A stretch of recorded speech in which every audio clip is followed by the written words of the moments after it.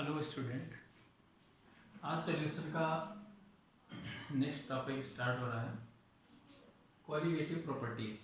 ठीक है, colligative properties क्या होती हैं पहले हम लोग इसके बारे में बात करते हैं। देखिए, those properties which depend upon number of solute particles. किस पार्टिकल पर? सॉल्यूट पार्टिकल्स पर, है ना। Number of solute particles depends upon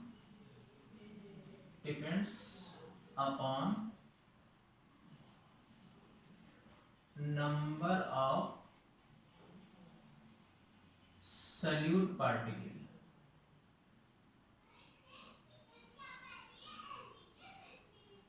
solute particle, ठीक है। नंबर ऑफ solute particle पर जो प्रॉपर्टीज डिपेंड करती हैं उन्हीं को हम लोग कोलिगेटिव प्रॉपर्टीज कहते हैं। समझ गए ना। Number of solute, those properties which directly depends upon number of solute particles are called colligative properties। ठीक है। अब कोलिगेटिव प्रॉपर्टीज, अब इसमें ये नहीं है कि वोलाटाइल होगी नॉन वोलाटाइल, कुछ भी हो सकता है। नंबर पर डिपेंड करेगी, कितना नंबर सॉल्यूट पार्टिकल्स का है तो वो डिपेंडेंसी रहेगी। अभी हम आगे आएंगे तो क्वांटम फैक्टर वगैरह वहां पर आएगा, उस पर बात करेंगे। फिलहाल इतना आप समझिए, those properties which depend upon number of solute particles are called colligative property, not depend upon nature of solvent, ये भी आप कह सकते हैं। ठीक है, इसमें आते हैं 4 टाइप्स की हैं। Relative lowering in vapour pressure, elevation in boiling point, या इसको हम लोग इविलियोस्कोपी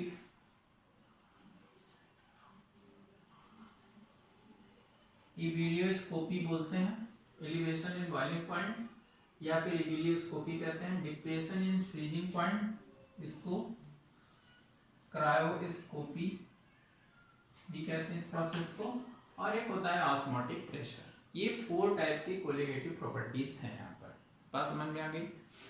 अब हम बात करते हैं जैसे relative lowering in vapour pressure. इससे पहले वाला जो मेरा वीडियो आया था रिलेटिव लोअरिंग वेपर प्रेशर का, वेपर प्रेशर वाला एक टॉपिक मैंने इससे पहले डिस्कस किया था, उसमें मैंने रिलेटिव लोअरिंग बताया था। ठीक है, तो रिलेटिव लोअरिंग क्या होती है? नॉन वोलाटाइल और सॉल्यूट और वोलाटाइल सॉल्वेंट का जो कॉम्बिनेशन होता है उसमें रिलेटिव लोअरिंग वेपर प्रेशर आया था according to Raoult's law.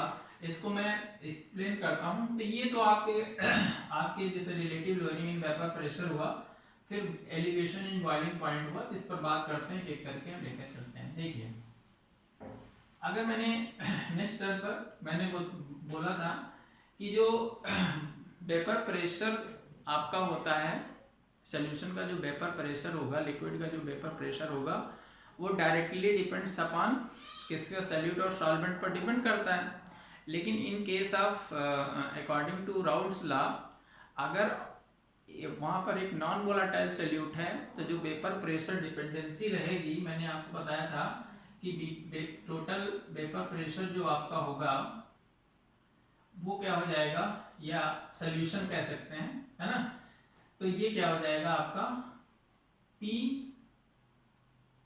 Not A into, sorry, यहां पर जो मैंने बताया था ये P naught, sorry, P is equal to P naught A into x solvent. ठीक है, इस पर डिपेंडेंसी बताया था। यहाँ पर P नॉट वो होना चाहिए सॉल्यूट का, वो 0 हो जाएगा। तो यहाँ पर अगर हम लोग बात करें कि अगर इसकी जगह हम वैल्यू पुट कर दें P नॉट A इंटू, ये क्या है? ए क्या है? सॉल्वेंट का है। ठीक है, इंटू अगर हम लोग क्या करते हैं 1 माइनस एक्स क्या करते हैं? सॉल्यूट कर दें। ठीक है, तो यहाँ पर क्या आ जाता था value? P naught A negative P naught A x solute. ठीक है, और यहाँ पर ये P रहता था। तो यहाँ पर अगर हम लोग बात करें, इसको इधर लाएं तो ये हो जाएगा, देखिए क्या हो जाएगा। अगर हम इसको यहाँ पर लेते हैं तो P naught A minus P, इसको इधर लाएं यहाँ पर लेते हैं, अपॉन P नॉट A। अगर मैं क्या लिखूं? एक्स सॉल्यूट लिखूं, क्या लिखूं? एक्स सॉल्यूट लिखूं, तो ये आ जाएगा। इसी को हम लोग क्या बोलते हैं? रिलेटिव लोअरिंग बोलते हैं। क्या बोलते हैं, रिलेटिव लोअरिंग बोलते हैं। ठीक है, क्या बोलते हैं ये, हम इसको क्या बोलते हैं, रिलेटिव लोअरिंग बोलते हैं। अगर हम लोग यहाँ पर सल्यूट और सॉल्वेंट की अगर हम बात करें, तो अगर वेपर प्रेशर इक्वल टू लगभग वैसे सेम होता है, तो इसको हम लोग पीएस भी कह सकते हैं, है ना। इसको हम लोग क्या कह सकते हैं, पीएस भी बोल सकते हैं। किस केस में हम लोग इसको पीएस बोलेंगे, ये हम लास्ट वीडियो में आपको हमने डिस्कस किया था। उसके बाद आप लोगों को मैंने उस पर वहां पर बताया भी था कि इसको हम लोग कब ये बोलते हैं कि बहुत ही डाइल्यूट सॉल्यूशन अगर होता है तब उसके लिए हम लोग ये टर्म यूज करते हैं। ठीक है, मैंने कहा था कि ये जो नॉन वोलेटाइल सॉल्यूट अगर है, यहाँ पर ये चीज यहाँ पर लिख लीजिएगा, if solute is non volatile, ठीक है, नॉन वोलेटाइल है तो यहाँ पर P को हम लोग PS लिखते हैं, ऐसा कुछ है। लेकिन आप ध्यान दीजिएगा एकदम नॉन वोलेटाइल है तो बात वही है, इसको ज़्यादा ध्यान देने की ज़रूरत नहीं है, ये आपको यहाँ पर नोट कर लेना है। बाकी की चीज़ें हम लोगों ने डिस्कस कर ली हैं वहाँ पर कि मैंने क्या कहा कि देखिए यहाँ पर जो relative lowering of vapour pressure होता है, ये राउट लॉ इस पहले डिस्कस कर लिया है, तो वो क्या आता है, सॉल्यूट के डायरेक्टली प्रोपोर्शनल होता है और ये चीज़ वैल्यू आ जाती है। इस पर मैंने आगे भी आपको ये बताया था, is equal to N upon capital N भी ये होता है, और ये मोलैलिटी इंटू कैपिटल W ये भी यहाँ पर बात हुई थी। ठीक है, मोलैलिटी इंटू कैपिटल W, हाँ इसकी बात यहाँ पर हो गई थी, यानी मास ऑफ सॉल्वेंट की भी बात हो गई थी। कैपिटल वाले जितने होते हैं वो सॉल्वेंट के होते हैं। तो ये जो पोर्शन है इसी को हम लोग रिलेटिव लोअरिंग वेपर प्रेशर कहते हैं, यानी वेपर प्रेशर में कितना इंक्रीमेंट हुआ है, सॉरी कितना डिक्रीमेंट हुआ after addition of non volatile solute, उसी को हम लोग रिलेटिव लोअरिंग कहते हैं। और ये यहाँ से निकल के आता है, ये न्यूमेरिकल में भी आता है बहुत ज्यादा। ठीक है, अब हम इसके बाद बात करते हैं सीधे सीधे रिलेटिव लोअरिंग के बाद हम बात करते हैं यहाँ पर elevation in boiling point. Elevation in boiling point बहुत इंपॉर्टेंट है ये, इसको एक फिगर से हम लोग समझेंगे। एक फिगर बनाते हैं, इस फिगर के बेस पर हम लोग इसको देखेंगे कि ये क्या है।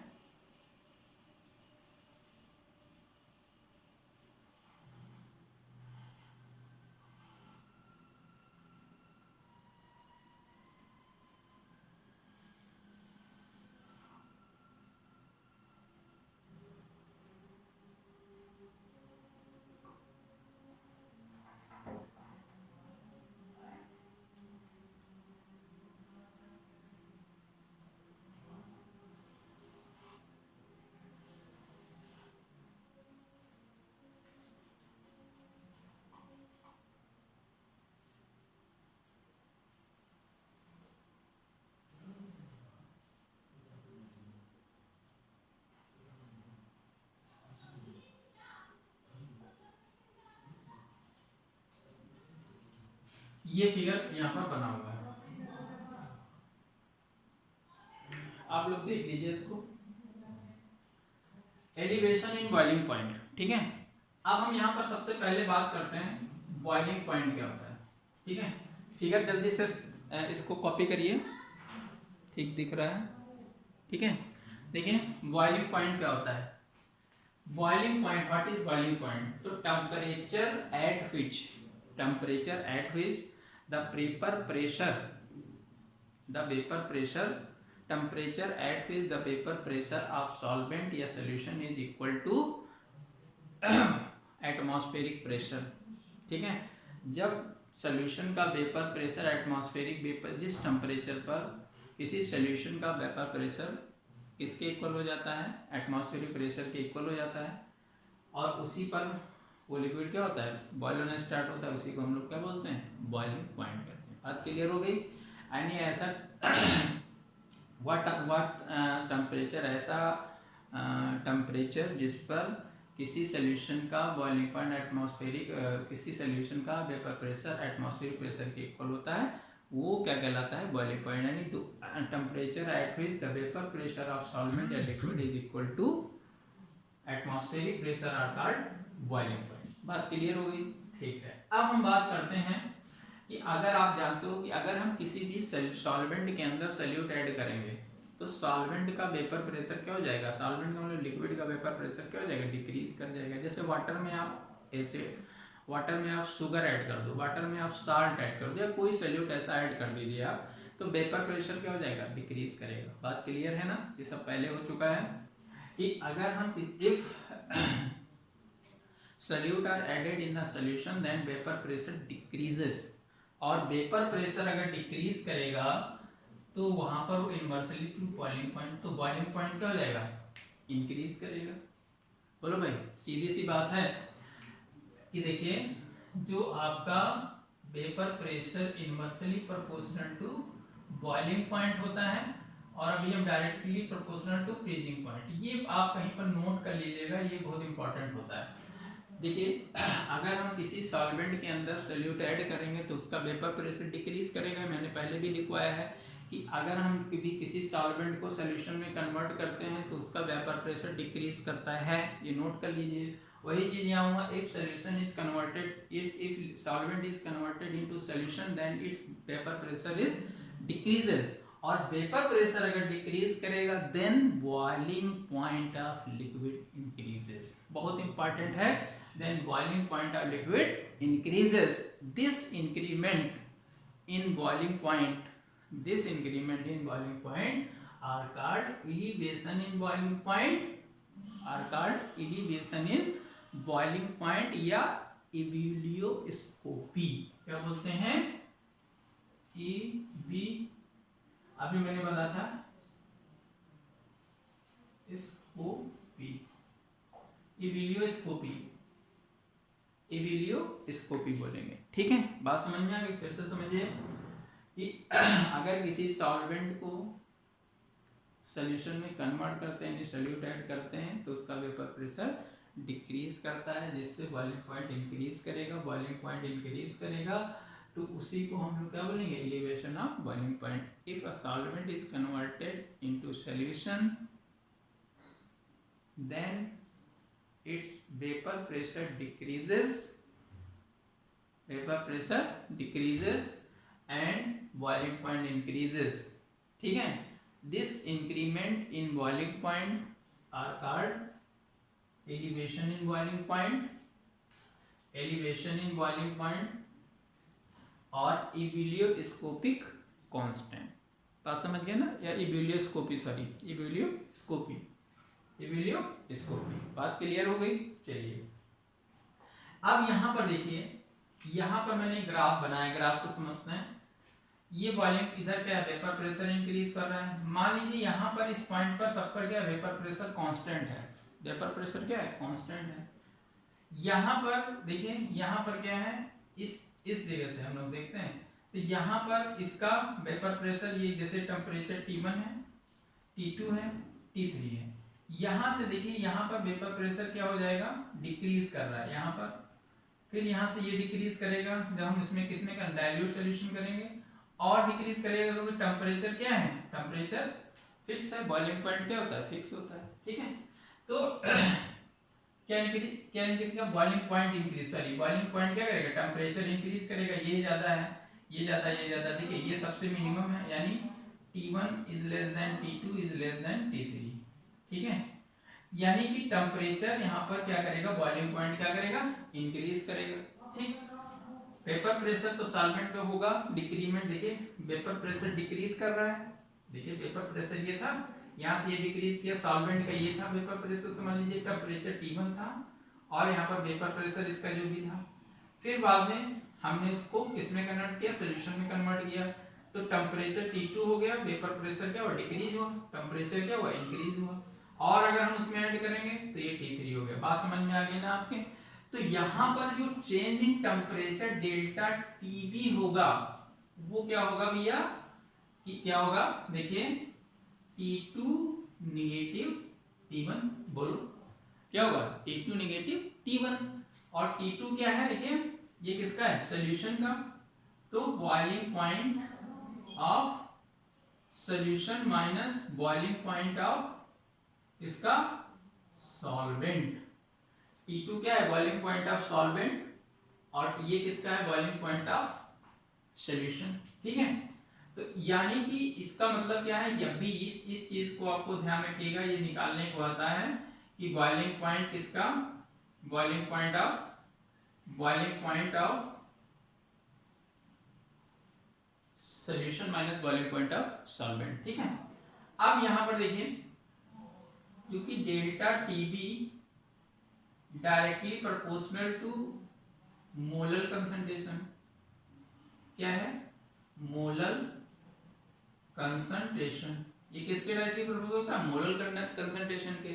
यानी यहां पर हम लोग क्या कर सकते हैं, delta TB is equal to KB, एक कांस्टेंट लाएंगे, और यहां पर क्या हो जाएगा, मोलर कंसंट्रेशन, क्या हो जाएगा, मोलर कंसंट्रेशन। अब आप लोग मोलैलिटी जानते थे,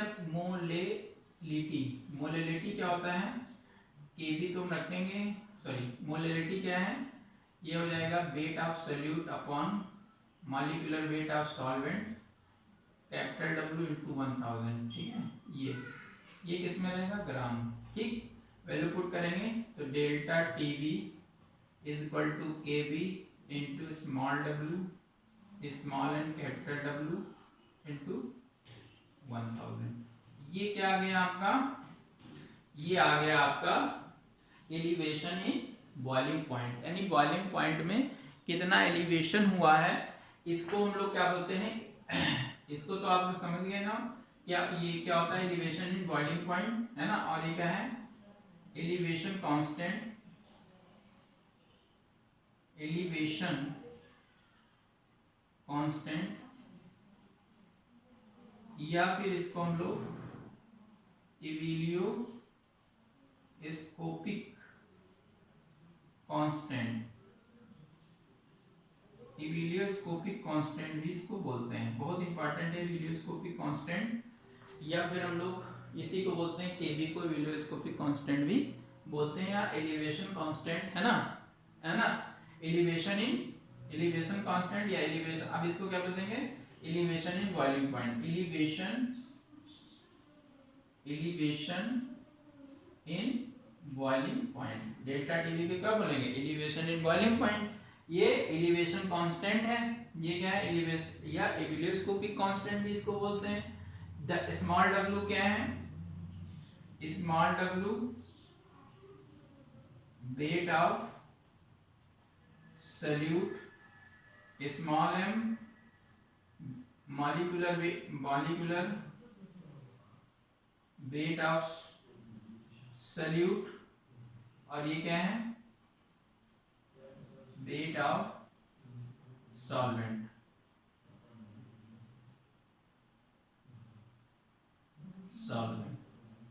ठीक है, तो ये चीज आपको ध्यान रखनी है, नोट करिए जल्दी से।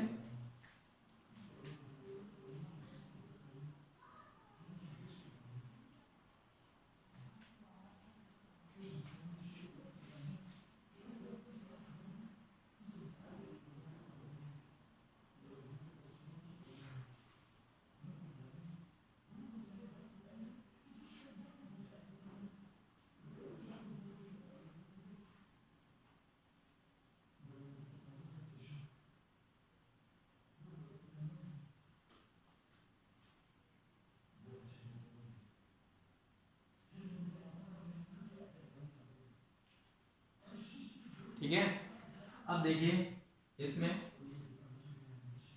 थोड़ा सा, सॉरी यहां से देखते हैं, if small w upon small m is equal to 1 और capital W is equal to 1000 gram, तो यहाँ पर जो डेल्टा टीबी होगा किसके इक्वल होगा, केबी के, ये नोट करिए। ठीक है, क्या होगा, या इसको हम लोग क्या बोलते हैं, 1 मोल भी इसको कह सकते हैं, 1 मोल। ठीक है, इसका रेशियो 1 ले लें या 1 मोल ले लें, ठीक है, और ये 1000 ग्राम ले लें तो delta KB is equal to क्या होगा, डेल्टा केबी, ठीक है। यानी इफ weight and molecular weight of solvent are taken in unity and weight of solvent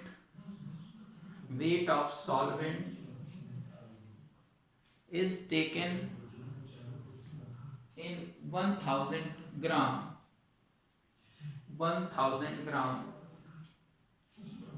then elevation in boiling point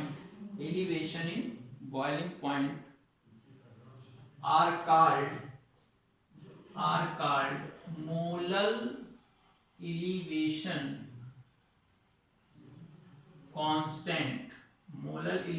constant, या फिर इसी को हम लोग क्या बोलते हैं,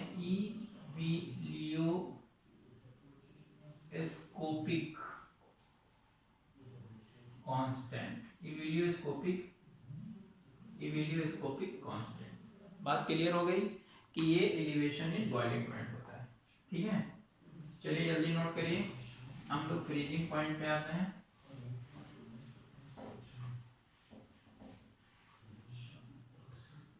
सेकेंड पॉइंट है इसका डिप्रेशन इन फ्रीजिंग पॉइंट या क्रायोस्कोपी। फिगर बनाते हैं इसका,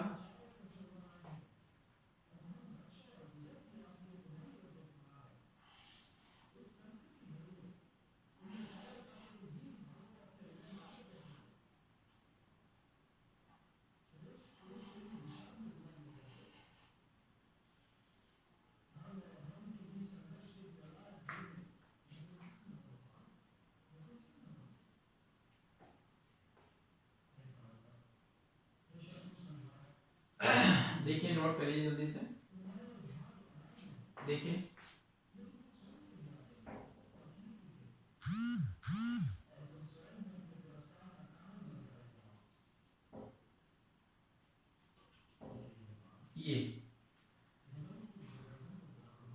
ये किसका है भाई, सॉल्वेंट का, ये डाइल्यूट सॉल्यूशन,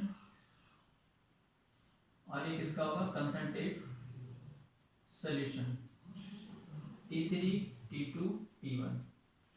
इधर की ओर टेम्परेचर या फ्रीजिंग पॉइंट कह सकते हैं, और यहाँ पर क्या होगा, वेपर प्रेशर। ये सारी चीजें आपस में कनेक्ट कर दो, ये एक ग्राफ है।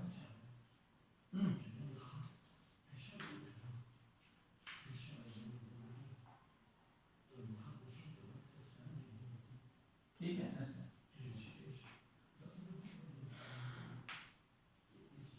देखिए अब इसमें क्या होगा, डिप्रेशन इन फ्रीजिंग पॉइंट, ठीक। यहां पर क्या होगा, temperature at which vapour pressure of liquid, temperature at which vapour pressure of liquid is equal to vapor pressure of its solid are called freezing point। क्या बोला जाएगा, फ्रीजिंग पॉइंट। कहने का मतलब क्या हुआ कि ऐसा टेम्परेचर, ऐसा ताप जिस पर लिक्विड का वेपर प्रेशर उसके सॉलिड के वेपर प्रेशर के क्या हो जाए, इक्वल हो जाए, तो वो पॉइंट जो है, वह टेम्परेचर जो होता है वही क्या बोला जाता है, आपका फ्रीजिंग पॉइंट बोला जाता है। बात क्लियर हो गई, ठीक है। आप देखिए, if solvent is converted into solution, then its vapor pressure decreases।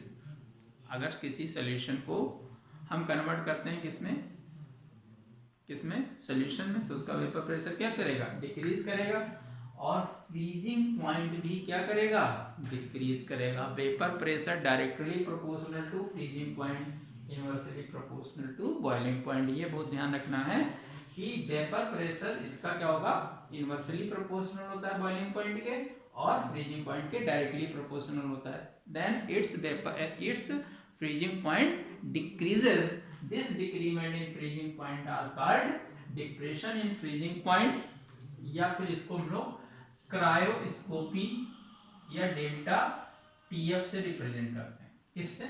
Delta TF से। अब देखिए यहाँ पर डेल्टा टीएफ क्या हो जाएगा भाई, अब यहाँ पर देखिए यहां से हम लोग T2 और ये T1, तो यहाँ पर क्या हो जाएगा भाई, अब सीधी सी बात है टेम्परेचर क्या है, ये ज्यादा है, यानी T1 निगेटिव क्या हो जाएगा, T2 हो जाएगा। यहाँ पर T1 निगेटिव T2 का मतलब कि यहाँ पर फ्रीजिंग, देखिए यहाँ पर कौन सा boiling point of solvent, negative boiling point of solution. ये बहुत इंपॉर्टेंट है कि यहाँ पर जो बॉइलिंग पॉइंट होगा वो सॉल्वेंट, भाई ये मैक्सिमम माइनस मिनिमम होता है, मैक्सिमम निगेटिव यानी हायर टू लोअर, तो हायर टू लोअर हुआ।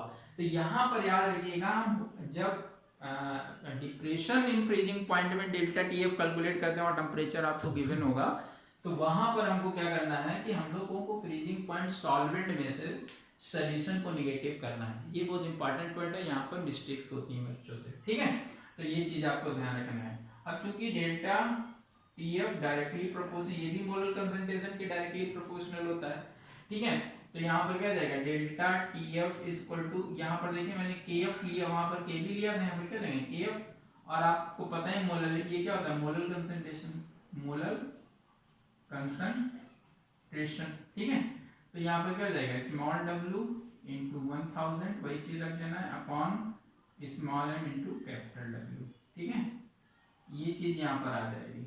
ठीक, बात क्लियर है, वही चीज है, केवल थोड़ा सा चेंजिंग है, ये चीज आपको ध्यान रखनी है, इस पर आपको ध्यान रखना। देखिए यहाँ पर क्या हुआ कि सॉल्वेंट का वेपर प्रेशर क्या होगा, मैक्सिमम होगा, ठीक है, और आपने उसको सॉलिड में कन्वर्ट किया, वेपर प्रेशर और डिक्रीमेंट हुआ, और वेपर प्रेशर डिक्रीमेंट हुआ, लेकिन यहाँ पर क्या हो गया, तो उसका फ्रीजिंग पॉइंट भी क्या हो गया, डिक्रीज कर गया, क्योंकि vapour pressure directly proportional to freezing point, दोनों डिक्रीज कर गया, इसको निगेटिव कर दे। ग्राफ समझ में आ गया, ठीक है, ठीक है, तो ये चीज वैल्यू आ गई यहाँ पर। अब ये चीज आपको ध्यान देना है, इसको नोट कर लीजिए फटाक से, फिर आगे की हम बात करते हैं।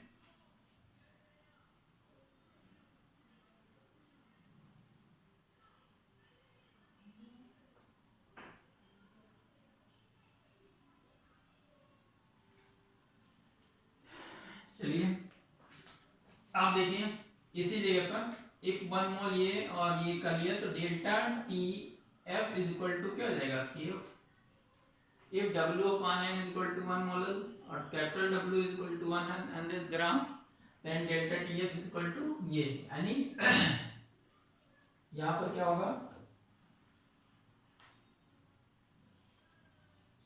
when 1 mole of non-volatile, when 1 mole of non-volatile non-electrolyte, when 1 mole of non-volatile non-electrolyte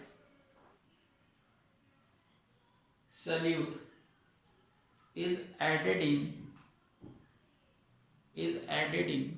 solvent,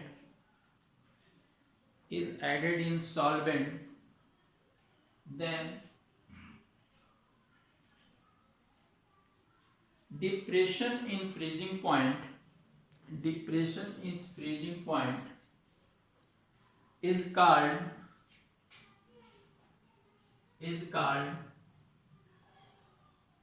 molar depression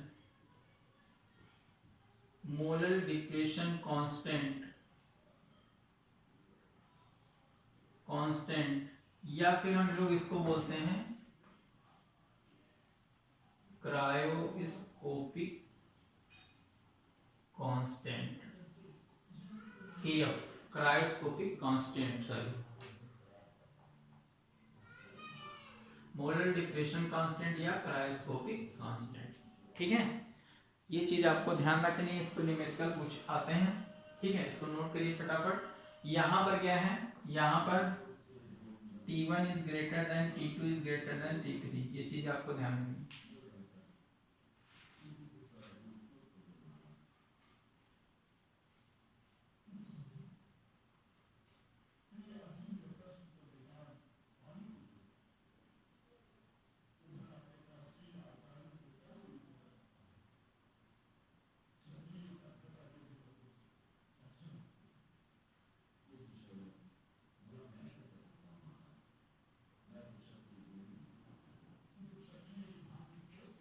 ठीक है, इसमें एक नोट डाल देते हैं, नोट डालते हैं।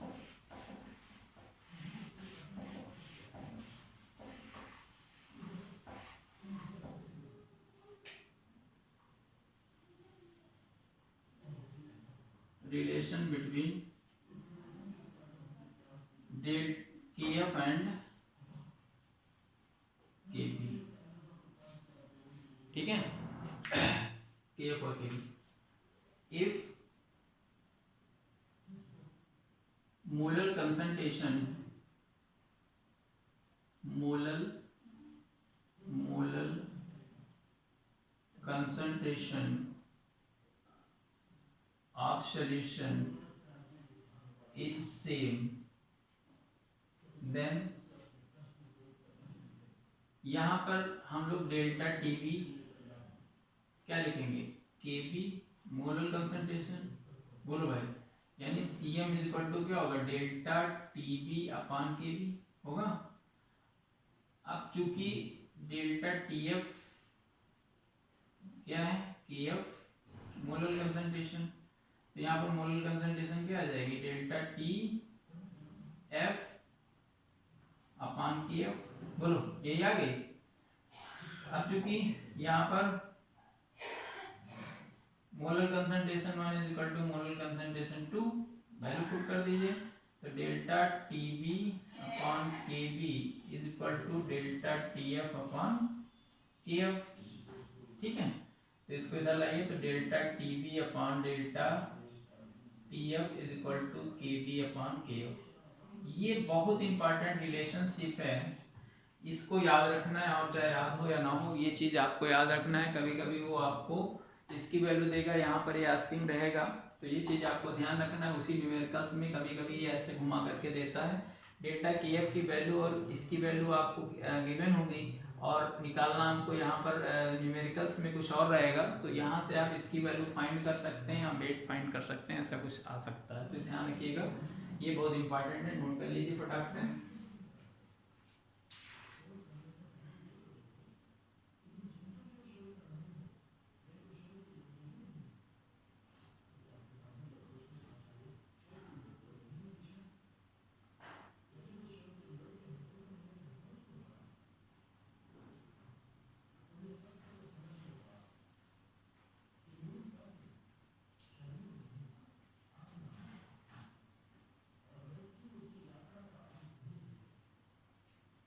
इसमें एक नोट डाल लीजिए, एक नोट डाल के लिख लीजिए, if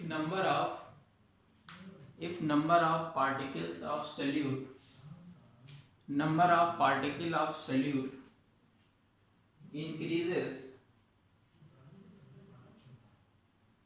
increases then all colligative properties, यानी जो चार मैंने बताई हैं, all colligative properties are increases but, बहुत इंपॉर्टेंट है, but vapor pressure and freezing point are decreases,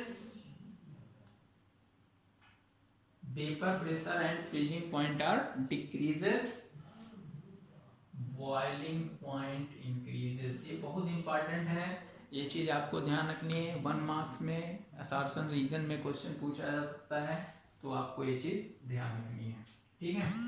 अब इसके बाद हम लोग सीधे सीधे इस पर नेक्स्ट टॉपिक को आप नोट करिए, फिर आगे देखते हैं।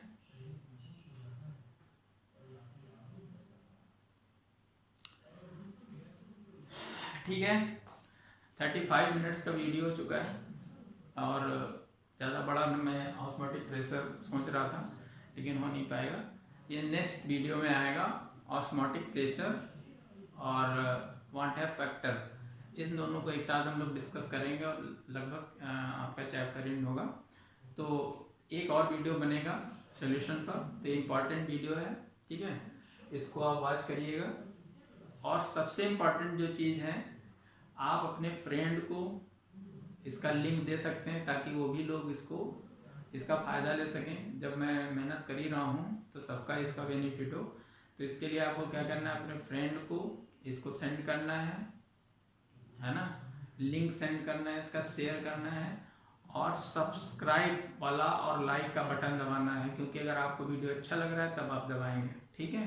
तो सब्सक्राइब का और लाइक का बटन आप प्रेस करिए, बेल आइकन इसको प्रेस करना ना भूलिए, ये आपसे रिक्वेस्ट है। क्योंकि मुझसे इससे होता ये है कि हमको इस वीडियो और वीडियो बनाने का व्यूअर देख करके, सब्सक्राइबर्स देख करके ये मन करता है थोड़ा और अच्छा बनाए, लेकिन अगर ये नहीं मिलता तो थोड़ा होता है कि कोई देख ही नहीं रहा, तो बनाने से फ़ायदा क्या है ना। तो इसलिए आप ये चीज़ ध्यान रखिए, उसको सब्सक्राइब करिए, लाइक करिए, कमेंट करिए, जो चीज़ कमियाँ हैं उस पर आप थोड़ा सा उस पर कमेंट भी लिखिए कि ये चीज़ कमी है, क्योंकि घर पर है, मोबाइल से बना रहे हैं तो कुछ ना कुछ प्रॉब्लम्स आएंगी, लेकिन आने वाले समय में इसको हम बहुत ज़्यादा वो चाह रहे हैं वाइड पे लेकर जाएँ। थोड़ा लॉकडाउन थोड़ा सा खुले तब फिर इस पर और बात वो थोड़ा सा इसका मॉडिफाई किया जाए इसको। तो ये चीज़ें हैं, आप चैनल को सब्सक्राइब करिए, लाइक करिए और शेयर करिए, तभी हमको उसमें मोटिवेशन मिलेगा ताकि मैं और वीडियो भी बना सकता हूँ। थैंक यू, धन्यवाद।